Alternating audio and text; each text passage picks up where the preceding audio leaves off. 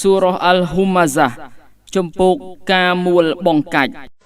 بسم الله الرحمن الرحيم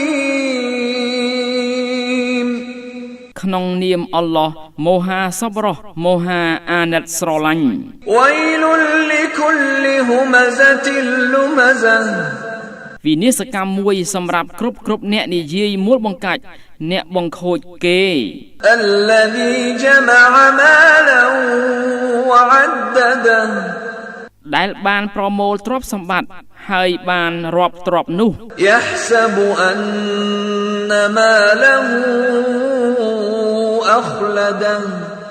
ហើយគេនឹកស្មានថា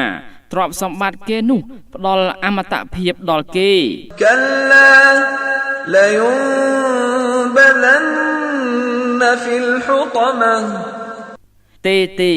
គេពិតជានឹងត្រូវគេបោះទៅក្នុងហ៊ូតម៉ាស់ وما أدراك ما الحطمة ហើយអ្វីដែលបានឲ្យដឹងដល់អ្នកស្ដីពីអ្វីទៅដែលគេហៅថាហ៊ូតម៉ាស់នោះ نار الله الموقدة គឺភ្លើងរបស់អល់ឡោះដែលត្រូវគេបង្កាត់ التي تطلع على الأفئدة ដែលនឹងឡើងដល់ទៅបេះដូង إنها عليهم مؤصدة ការពិតភ្លើងនោះលើពួកគេត្រូវបានគេខ្ចប់ចិត្ត في عمد ممددة ក្នុងសសរមួយដែលត្រូវបានគេលាតសន្ធឹង